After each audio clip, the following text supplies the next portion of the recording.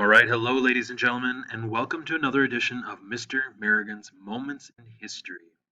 We are going to begin the American Civil War. So, certainly, as we look through, a lot of very important images are going to come to mind. Certainly, new technologies, and certainly devastating. We'll talk also, certainly, about the roles that the Navy plays, and we'll, of course, get into the soldiers themselves.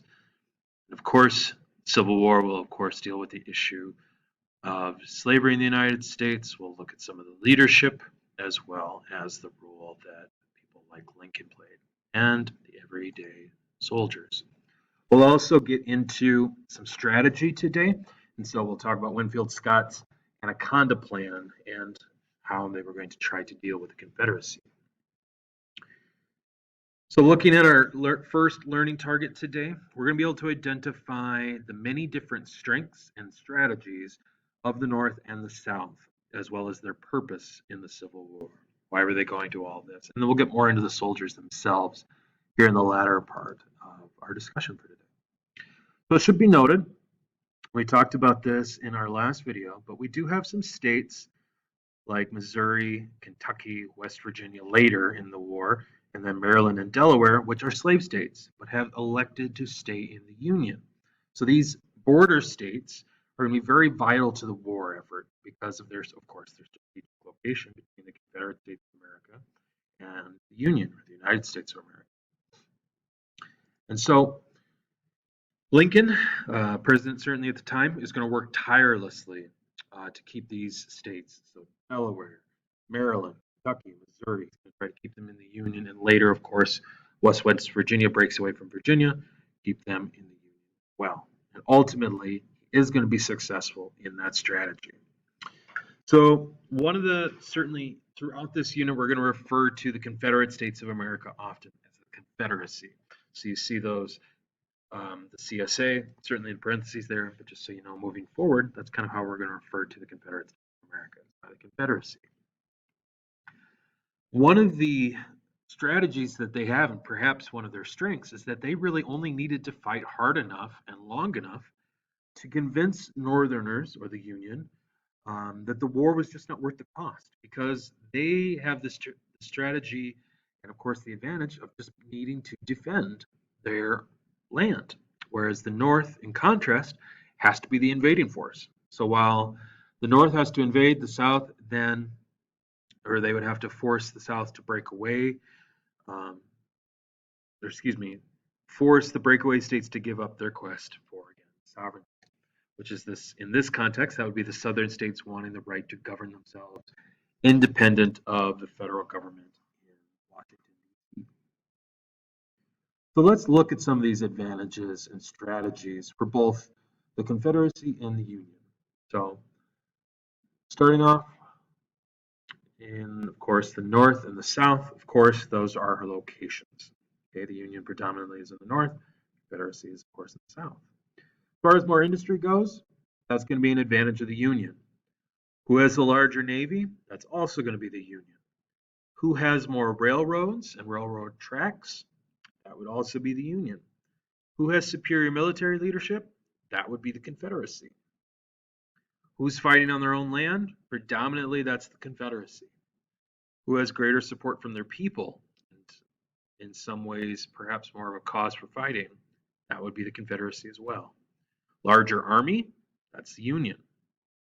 Who's the rebel? Who has that mentality working for them? That's the Confederacy. Of course, our Yankees in the Union. Larger population overall would also be the Union. So if you look at those, that is kind of a overall look at some of the advantages heading into the Civil War. And we'll dive into these a little bit more in the role that they play. I just want to give you an idea of what they look at as the war begins. So let's get into some of the strategy here. So we mentioned Winfield Scott here at the beginning of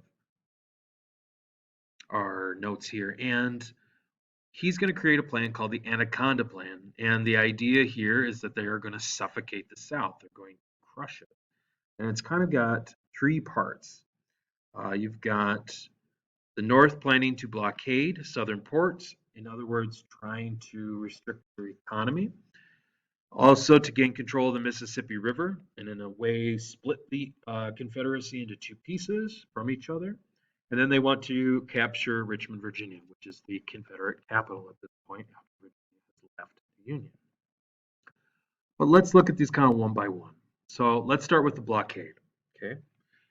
Let me clarify. The Union is trying to cut off an area by means of troops as well as warships, with the whole idea to stop supplies or people from coming in or going out, particularly of the Confederacy's ports. So what does that look like? It's trying to prevent supplies from reaching the Confederacy from other countries. So any reinforcements or any support that's coming from outside of the Confederacy, they want to try to eliminate those. They also want to keep the South from exporting its cotton. This is the number one way in which the Confederacy makes their money. Okay, we said that the Confederacy makes up a majority of the cotton production in the world right now, and if they can cut down on the money that they make from that, perhaps that will affect their strategy and their planning.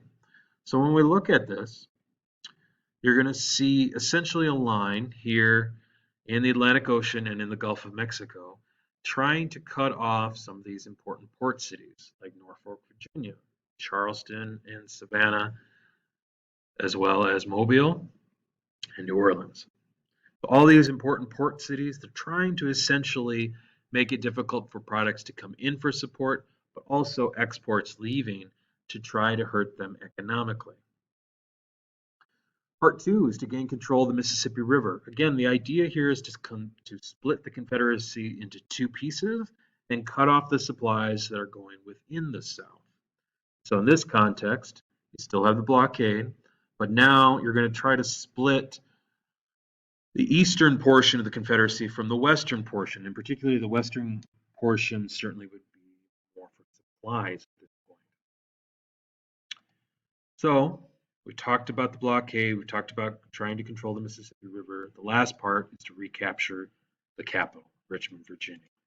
Which would be, of course, after split and the blockade, would be taking the capital over and hoping to overthrow the Confederate States of America's government. Quick check in here. Why did the South develop a defensive strategy for the Civil War? Is it A, they counted on the support from Britain and France? B, they had much less land than the North? C, they believed the North would tire of the war? Or D, they wanted to hold off violence as long as possible? Take a moment, pause here if you need to. But as we look at the answer here, the best answer is that they believed that the North would tire from the war. And that makes sense, given the fact that they believed that all they had to do was hold off long enough for the North or the Union to make it seem like this war isn't worth fighting. Okay. So looking at fighting forces, the smaller Confederate army and then the larger Union army, roughly looks about like this. Okay. So you have about 2,100,000 Union soldiers to about 900,000 Confederate soldiers. So more than double the amount for Union soldiers here. So about 1/3 to 2/3 of the total population there. So certainly when we look at that, that's going to be a big advantage for the Union.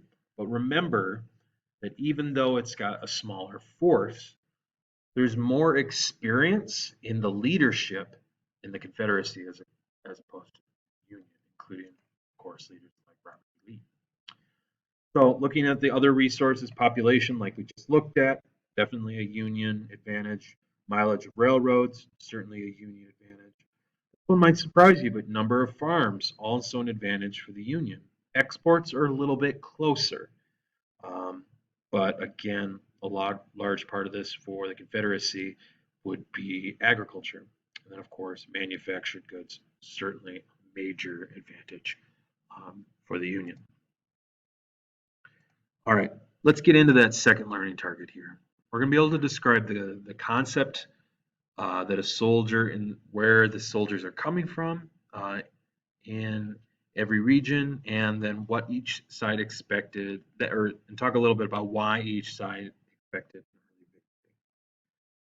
So as we look at it, there were certainly, a large amount of different ways in which we tried to, or the United States, both the Confederate States of America and then, of course, the Union, or the United States of America, tried to get, of course, people to respond and to fight in the war. But what did the average Civil War soldier look like at the beginning of the war? Well, predominantly they were white. They tended to be born in the United States, so early on, not as many immigrants. They tended to be farmers. They tended to believe in Christianity, and they tended to be Protestant. They also tended to be single. They also, on average, were about 5'8" and about 143 pounds. And they were usually between the ages of 18 and 39, with an average age of 25. So young, certainly, to begin with. There's a lot of stories of this, but the Civil War certainly pitted brother against brother and neighbor against neighbor. So when we look at the Crittenden family, for example, all of them are lawyers, both John, who's the father, as well as Thomas and George. But we look at this, and Thomas and George both fought on opposite sides of the war, with George fighting for the Confederacy and Thomas fighting for the Union. And so this did, in many ways, tear families apart. It's also a really good story about neighbor and neighbor.